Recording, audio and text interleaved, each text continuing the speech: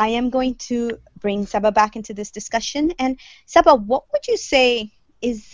would you say that the lack of satisfaction during intimacy may affect women based on our discussions?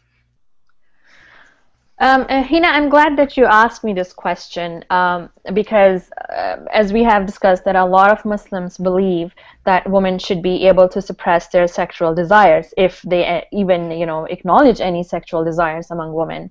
Again, because they are the emotional beings, they are not the sexual beings, quote unquote. Obviously, I'm just quoting what people say. So even if they aren't intimately satisfied, they should still survive as long as the husband is a good man and he provides for her and he's a good father. This is a general expectation from good Muslim sisters. Now, those of you who are familiar with my articles must have noticed that for almost 2 years now, my writings have taken a shift. I'm pretty much refuting this generalization because I've been exposed to so much, to so many of those sisters who are suffering because of lack of physical satisfaction in the marriage. And it was so overwhelming that I had to take a step back and think that if Allah has made me see this side of my suffering sisters, then there must be a reason. I'm put in this situation. There must be something expected from me that I have to see their pain. That maybe I have to help spread awareness about them so they could be a solution, inshallah. And an initiation that alhamdulillah Muslim Matters, I love Muslim Matters because it has always given us a platform to express ourselves, and alhamdulillah the initiation by took place last year with the Sex Mashallah series, and Thank we you. saw yes, Haleh, Hena, jazakallah khair so much, for always facilitating this discussion, these kind of articles for us. And we saw how many comments we received from sisters who were not physically satisfied, which was causing an emotional emptiness in them. So it was not the other way around, that because of emotional dissatisfaction, they couldn't enjoy intimacy. Rather, it was just the opposite. Because they were not physically satisfied, they were suffering through emotional emptiness. So in any case, as I was saying, that I have been approached by many sisters who are married. They have no reason not to be happy because they have a good life, a good husband, but the husbands don't understand their physical desires and needs. And they have become so desperate that they come to me so I can remind them of the consequences of falling into a sin. They don't want a therapy because they know that their husbands would never agree. They have tried talking to their husbands to no avail. And apparently their lives seem, apparently very nice and comfortable. But only when they get close enough to open up, that they want to ask for spiritual reminders and spiritual guidance that, they need to stay away from falling into any sin. Haleh, there has to be a psychological aspect to this as well. Absolutely. Actually, the cases that affect me the most are the ones that outwardly religious people coming in for therapy, and it is because of infidelity. And I've had several cases of actually married women who were muhajjaba, who had the educational background. They were not the non-practicing or non-knowledgeable sisters. These were people who actually, they knew better. And because they had like this lack of physical satisfaction in their marriage, they did go astray. And this really hurts me so much because I feel that if someone is knowledgeable and is practicing, yet they go astray. First of all, no one is immune to it. And I think this is the lesson that I get time and time again when I'm working with these individuals, that it doesn't matter whether you're a sheikh, whether you're a student of knowledge, whether you were all your life in Saudi Arabia and you have all this background. Every single person is susceptible to falling into errors if we don't follow the hudud of Allah. And this is the thing that I really walk away with when I see cases like this, and just knowing that we just have, as long as we respect this, with this hudud, then you will not fall into the error. And you find that this generation is completely different. It's not like our parents' generation, where the husbands and wives, they will stay in a relationship and they will just remain miserable. There is actually this feeling of entitlement amongst this generation. They feel like I deserve to be happy. And if I don't have what I need, then I'm going to get it somewhere. And they justify this to themselves. And I've had so many men who have experienced infidelity, and even though, sometimes they love their wives, I have people who have become addicted to relationships online. And you just find that they justify it. They think that they have a right to, whether it's the emotional connection or the physical satisfaction, and they don't have the same mindset. So we need to be really aware of guarding ourselves. Brothers, be really careful. I think most of this happens in the workplace when you're interacting with someone day in and day out, or sometimes it's online, creating friendships. Sisters fall into this a lot, creating these friendships, and it always starts off so innocently, and then it escalates. And once it escalates, it does become an addiction, and it is very hard to break that. Okay, subhanallah. And just a reminder, we're not condoning this behavior, but this is the reality. Shaitan is everywhere. It's around us, and it can affect anybody. So never let yourself get to that point where you think that you're ahead of, Shaitan is not whispering down in your ear. Can you please continue on and give us a little bit more about how physical satisfaction can either make or break a marriage? And I'm getting questions from sisters, and to the live audience, I do want to say that we are getting questions. Some of these questions we will answer in we'll give it to our counselors so they can answer in the What's the Matter column. Maybe we might have specific articles written about these questions, especially about women whose desires are not so strong, but it is obligated to fulfill the husband when she's not interested. Another question is, what if the wife does not have an urge to have intercourse? The love is there, but she just can't satisfy his needs. So these are all specific questions that are specific, and I think we will address them probably in an article or maybe through our counselors, inshallah. So right now I would like Haleh to talk a little bit about physical satisfaction and how it can make or break a marriage. Well, there are cases where I've seen individuals, like female, that they basically have everything. They have the luxurious life and they have it all, and yet because they lack this intimate satisfaction, they're willing to give it all up. And it might be shocking to some people because they may feel that this is not such a big need for a woman, but what we're saying here today is that it is, and it does affect them psychologically and emotionally, and they will take action towards this. And there are those individuals who have the opposite reaction, where they may be in a relationship that is not that good. They're not even happy with it, but because they have that physical fulfillment, they stay with it and they tolerate so much. So these are the two extremes, and then we all know that having this fulfillment, it does break or make or break the marriage. Well, I am going to go back, and there's several questions just so for the audience to know that we are reading their questions and we are answering them, and maybe one or two points could be discussed in a short point, and hopefully we will continue this discussion on in other Google Hangouts. One question was, I'm in an early 40s and never married, and basically the sisters or the brother is asking that how can I have my physical desires be satisfied? I can't find a husband. I do wish to have an intimate relationship, and before I'm menopausal. What are my options? Please don't suggest I find a husband on Muslim matrimonial sites. You've never been in that type of site that you don't know how creepy they are. So this is also a very specific question. Inshallah, we will have one of our counselors address this. I'm happily married. I have a great husband. I feel emotionally satisfied with him. I come from one of those cultures you mentioned, and I did have a problem with intimacy in the beginning. But it's been 2 years, and can't say I've really reached climax. I don't know. I don't think it's a big weakness in my marriage. I mean, I still find myself wanting to engage in intimacy or to satisfy him.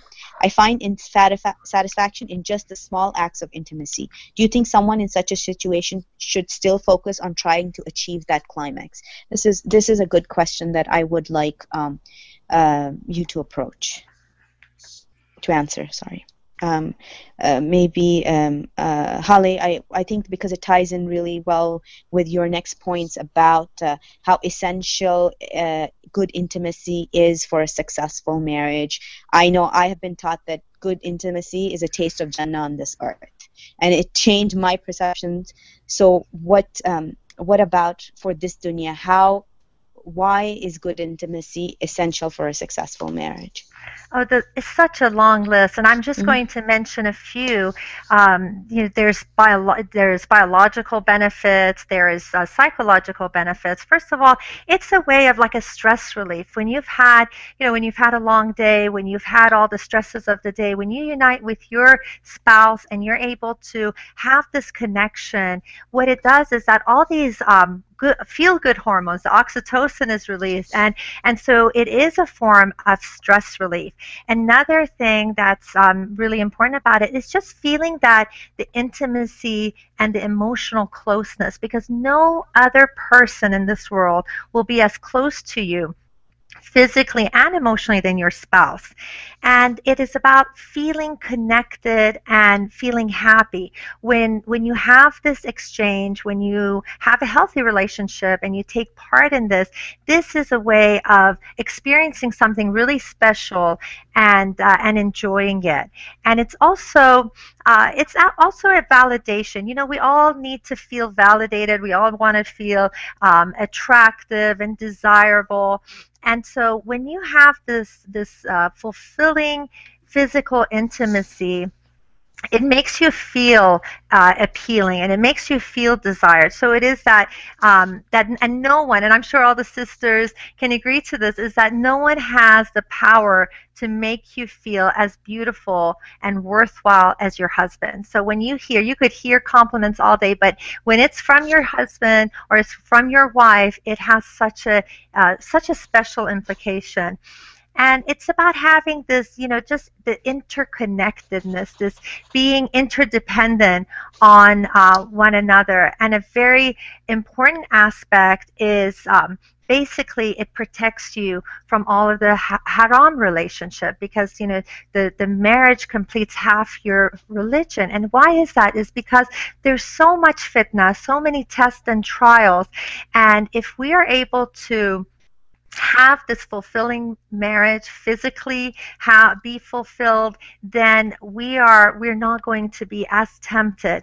And when you have that fulfillment, you feel secure in your marriage. If you are not having this intimacy, there's always, your mind wanders and you wonder how strong is your marriage. And this is a really wonderful way to feel secure and happy, by having this fulfilling physical intimacy.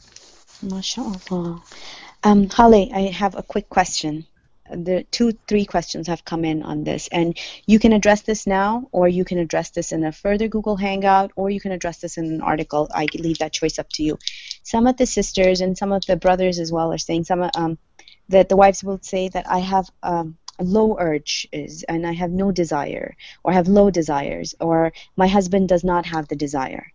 And since we have just talked about how important this is, could you talk a little bit about how to get in the mood if you're not in the mood?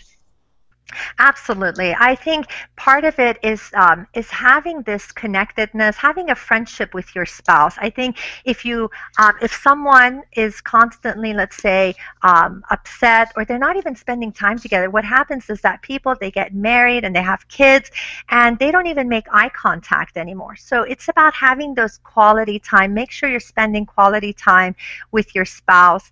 And this is kind of a side note, but it is Your diet has a lot to do with it. What you're eating, if you stay away from certain things that it actually makes your libido, it lowers the libido. And maybe this is something, like you said, as an article I could discuss this, but I have seen personally the effect of eating healthy and avoiding certain foods to increase the libido. SubhanAllah, mashallah, SubhanAllah, this all makes you realize the creator of the world, all loving, al-wudud, is so generous and so just. He has made the perfect relationship for the dunya and the akhirah. As we start to wrap up this hangout, I would like suggestions from Saba, from you, on how women can enjoy intimacy. Sure. There are many ways. But since we don't have time to go into the details, unfortunately, we are running over time, almost an hour, 35 minutes. So, inshallah, we will cover these tips in future article on Muslim Matters. I'm already done writing an article. In fact, it just needs to be edited and posted. But real quick, I want to leave my sisters with a very sincere advice. Sisters, those of you who are struggling with your cultural beliefs, firstly, I'm going to address them.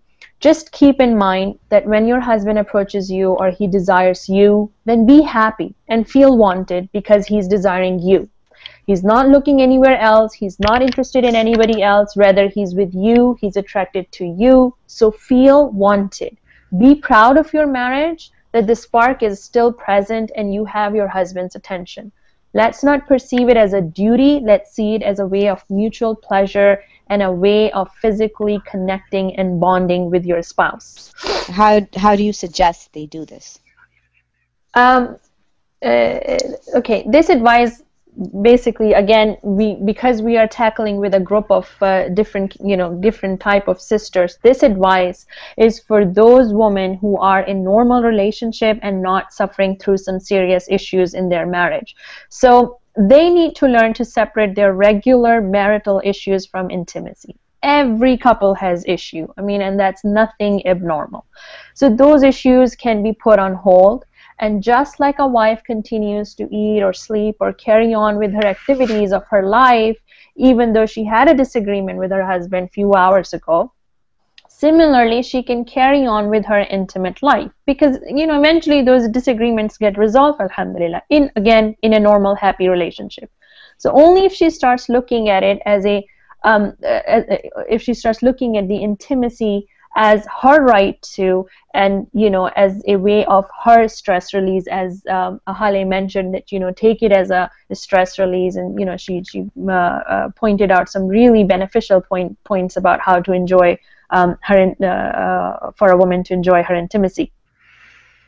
So just shift the way a wife perceives intimacy. Learn to compartmentalize issues in the mind. Don't let anyone tell you that women are not capable of compartmentalizing in her mind. Believe in yourself. Yes, you can do it.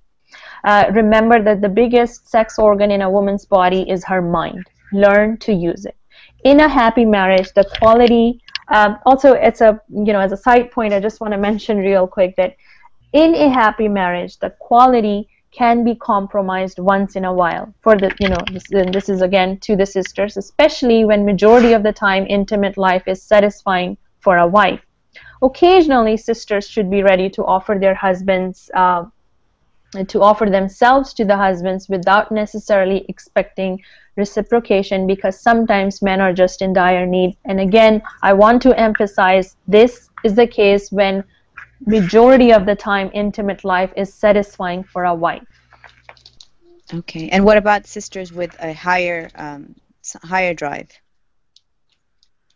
than their husbands?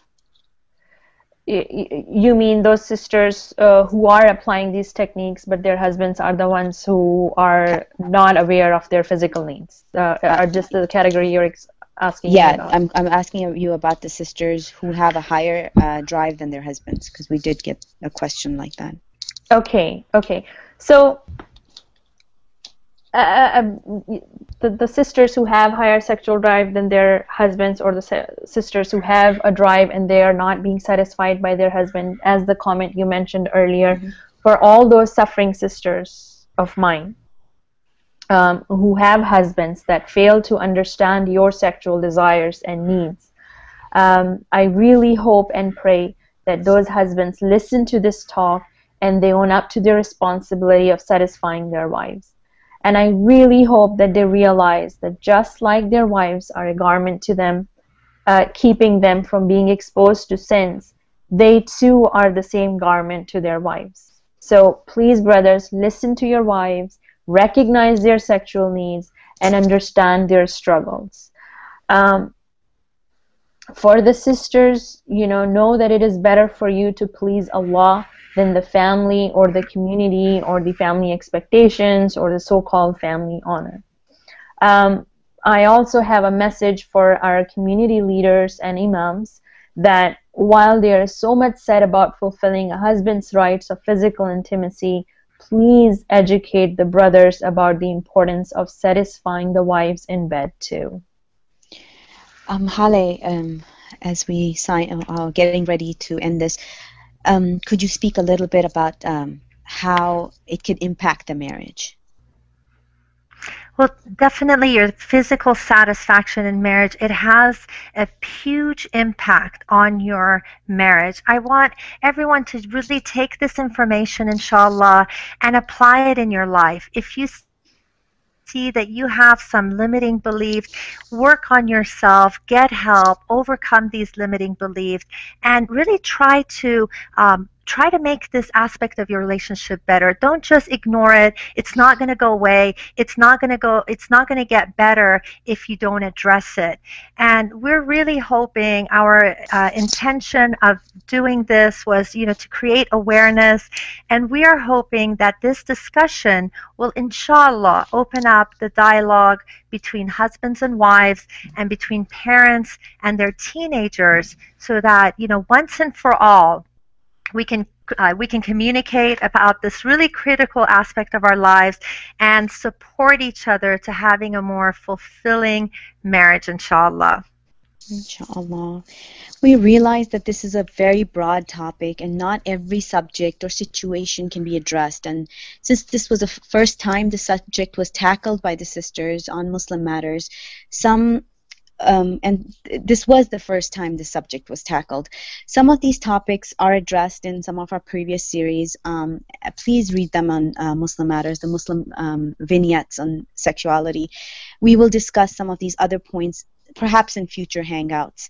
It is, as a final ending note, I would like to say that it is incumbent upon husbands to find out where their wives are on this range of spectrum that we have talked about today, what she likes and what she dislikes. In the same manner, the wives also explore with their husbands and let them talk to them about what they like and what they dislike. There's an abundant amount of misconceptions and tropes out there.